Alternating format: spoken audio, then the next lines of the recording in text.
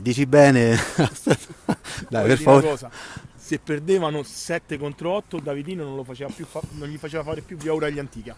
No al Cirillo, che proprio tutta No, via ora no, agli antica dovevi fare, è vero, è proprio dovevi vero. fare un'altra strada. Verissimo, verissimo. No, allora, innanzitutto faccio i complimenti al Cottini, anzi ai ragazzi che sono venuti in sette, perché per la grinta che ci hanno messo fino al 50°, quello è doveroso, anche perché insomma se lo merita, si meritava forse una squadra, cioè venissero a giocare in otto. Per quanto riguarda la nostra squadra, non voglio trovare giustificazioni, però è difficile magari affrontare una partita in 7 contro 8 sapendo che comunque poteva essere abbastanza facile visto anche l'inizio. Purtroppo per noi ci siamo deconcentrati troppo presto all'inizio del secondo tempo e abbiamo permesso loro di rimontare fino al 5 pari, poi fortunatamente abbiamo risolto la partita, però insomma dispiace perché comunque sembra anche come se ci avessimo messo poco impegno, ma invece no, non è così.